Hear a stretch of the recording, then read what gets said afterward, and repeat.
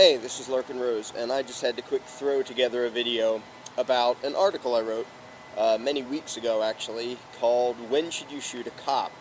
It was published on copblock.org, and it has since made national news, at least 2 or 3 times. Now, of course, the title, When Should You Shoot a Cop, is going to make people freak out. And it seems that hardly anybody actually read the article, but just did the knee-jerk reaction. In fact, I'm going to read you the first paragraph of the article because it perfectly sums up the way most people responded. Again, the title was, When Should You Shoot a Cop? That question, even without an answer, makes most law-abiding taxpayers go into knee-jerk conniptions.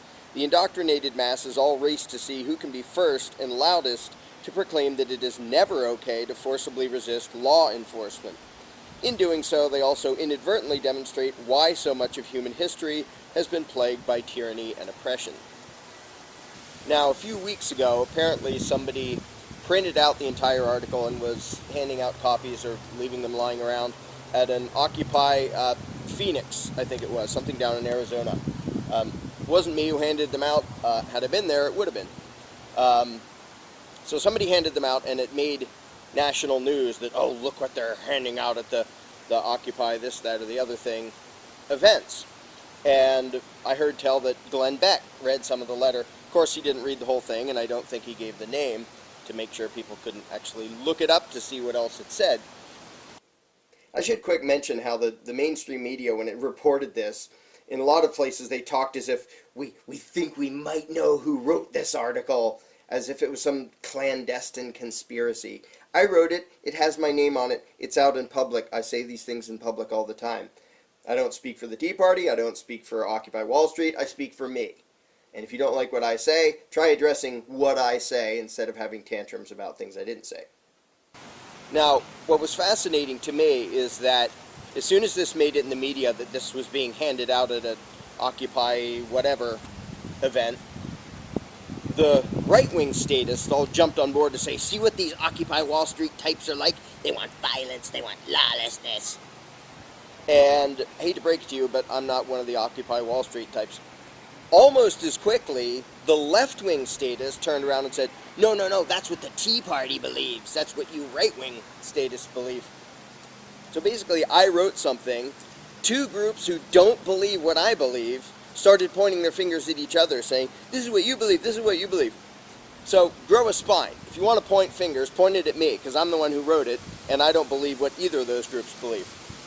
We have a few things in common on both sides, but before you point a finger and have a tantrum, try actually reading the thing instead of complaining about things you guess I might have said. One of the main themes of the article is that throughout history, most mass evil has not been done in spite of law enforcement. It's been done in the name of law enforcement. You look at the regimes of Stalin and Mao and Hitler and Pol Pot and go right down the list. What they did, they called law. They legislated it, and then they had their law enforcers go out and implement evil. So, when people say, oh, that's horrible, it's dangerous, apparently Glenn Beck said this is the dangerous stuff that's out there, is talking about forcible resistance. Oh, really? What's the alternative? The alternative is that absolutely anything a government wants to do to you, you have to let it. No matter what. Wants to pile you on cattle cars? Well, it's totally evil to talk about resisting, so we better not. Wants to shut everybody up, wants to disarm everybody, wants to make it a practice to randomly search people and interrogate them and for no good reason. Well, you have to just let them, because apparently it's uncivilized to talk about actually resisting. Now, earlier, before the Arizona thing, down in South Carolina, some Republican, I think it was Kershaw County Republican Party, whatever, somebody there clicked like on my article, like on Facebook, which doesn't mean I absolutely agree with everything. It just means, hey, look at this. And a bunch of other Republicans in the Kershaw County Republican Party just had a fit. Oh, we can't have this. We must drum him out. Rah, rah, rah. Because they're unthinking, spineless, brainless cowards. And let me tell you why I say that. And why Glenn Beck is an absolute hypocrite and an intellectual wimp. because he also said, this is dangerous, we can't have this, let's not talk about this. Let's go through some of the other people that Glenn Beck should shun, that the South Carolina Republicans should shun, that the mainstream media, left and right, everybody, shun these people. Condemn them as evil and horrible and don't associate yourself with them in any way. Number one, Thomas Jefferson, who said that no people can preserve liberty unless, quote, its rulers are warned from time to time that this people preserve the spirit of resistance. And then he specifically said, let the people take up arms. What do you think he was talking about? Going like this? Waving guns around? He was talking about the possibility of using violence against the state to resist tyranny. Number two, George Washington. You better condemn him and shun him and don't talk about him anymore, because he openly advocated that the people should always be more heavily armed than, quote, any who might attempt to abuse them, which would include their own government, end quote. In other words, George Washington wanted the people to be able to win in a shootout with their own government.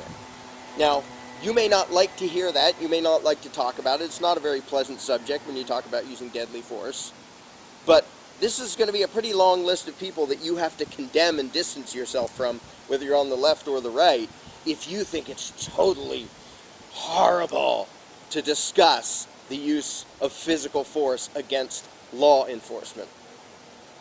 Number three, James Madison.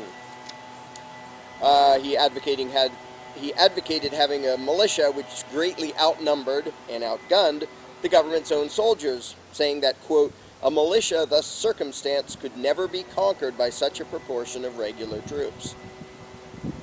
In the creation of this country, they were planning on having the people retain the ability to violently resist their own government. If you don't like to hear that, tough turds. They all talked about it. Number four, Patrick Henry, give me liberty or give me death. What do you think that meant? Give me liberty or I'll whine a little bit and vote later on? As another quick aside, when Patrick Henry spoke of liberty, he said, quote, unfortunately, nothing will preserve it but downright force. Whenever you give up that force, you are ruined. He wasn't talking about petitions and elections and working within the system. He was saying freedom requires forcible defense. Benjamin Franklin said that democracy is two wolves and a lamb voting on what to have for lunch, and added that liberty is a well-armed lamb contesting the outcome of the vote. Got that? He was talking about the use of violence to fight against a democratically appointed but tyrannical government. Alexander Hamilton said he wanted average citizens to be armed so they could, quote, stand ready to defend their rights and those of their fellow citizens against their government's own enforcers. To be armed against your own government. Well, you better never mention Alexander Hamilton again, because he's nasty and horrible and we can't have any talk about that. Noah Webster openly discussed the use of violence against law enforcers when he opined that the United States government, quote, cannot enforce unjust laws by the sword because the whole body of the people are armed and constitute a force superior to any band of regular troops that can be, on any pretense, raised in the United States. And he added that because of that, Congress can, quote, execute no laws but such as the people perceive to be just and constitutional. What was he talking about? He was talking about the people deciding that their own government was doing something unconstitutional and resisting using guns. If you don't like the discussion, fine. Just don't pretend you believe at all what any of the founding fathers believed. And of course, the list wouldn't be complete without mentioning a particularly radical anarchist-type document called the Declaration of Independence, that says that whenever any government becomes destructive of individual liberty, it is the right and duty of the people to alter or abolish it. Now, do you think they meant ask nicely? Well, what did they do right after they wrote the Declaration of Independence? They shot at law enforcers. Ever heard of the Battle of Lexington, the shot heard around the world? The law enforcer said, lay down your guns. And they didn't. They didn't say, well, we're going to petition the king. They didn't say, well, we're going to vote. They said, no. And if you want to have a shootout, we're going to have a shootout. So there's another bunch of people you can condemn if you don't like the discussion about when to resist legal tyranny. Now, just to add to the list of people you should condemn and never associate with, how about the Supreme Court of the United States? Check out their ruling in John Bad Elk versus United States, where they ruled that using even deadly force against a law enforcer, if he's acting outside of his authority, isn't necessarily a crime at all. So you better shun them, because they talked about it too.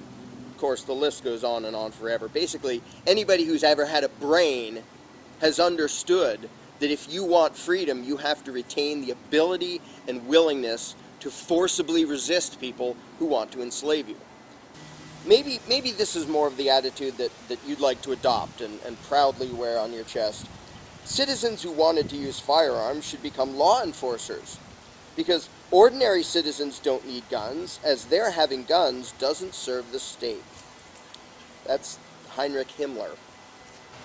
So if you're like Glenn Beck or the mainstream media, right or left, doesn't make any difference, or the Kershaw County Republican Party, and you want to side with the attitude of Stalin and Lenin and Mao and Hitler and Pol Pot and all of them, who were very big on not having the people forcibly resist law enforcement, if you want to side with them instead of siding with those wackos like Washington and Jefferson and Madison and Hamilton and all them, be my guest. But don't pretend you care about what this country was founded on. Don't pretend you care about liberty. Don't pretend you believe in unalienable rights at all. Because if it's your position that it is never okay to forcibly resist anything that government does, you don't believe in unalienable rights. Glenn Beck, you don't believe in unalienable rights if you don't believe that it's ever justified to use physical violence against evil committed in the name of law. Most of all, to those of you out there, the Republican Party pretends to care about the Second Amendment. Conservatives pretend to care about the Second Amendment. If you cannot enter the discussion of at what point should we resist by force, you don't believe in the Second Amendment. You don't believe what the founders believed. The Second Amendment wasn't written so that if things get really bad, we can run off and duck hunt. It was written so if things get really bad, the people can kill government agents. And I know it's not a pleasant topic, but if you're too much of a chicken turd to think about it and talk about it in serious, real terms, and you think, oh, just run away, do as you're told, just do as you're told, I would never advocate that, you will be a slave forever. If you really and truly believe that you never have the right to stand up against oppression as long as it's called law, you're doomed. You will never be free. You're not even free inside your own head. So if you're like the Kershaw County Republicans or The Blaze or all these mainstream newspapers that had a tantrum over the article, probably without reading it, or Glenn Beck saying this is dangerous, if you're one of those people who think that's horrible to ever even discuss using physical violence against law enforcers, okay, you can believe that. Crawl back into your cage, it's okay. Just don't pretend you believe in freedom. Don't pretend you believe in unalienable rights. Don't pretend you believe in the Constitution and the Second Amendment, because you don't. If you really are of the mindset that whatever government does to you, it is never okay to forcibly resist, you're a slave, and you will be a slave forever.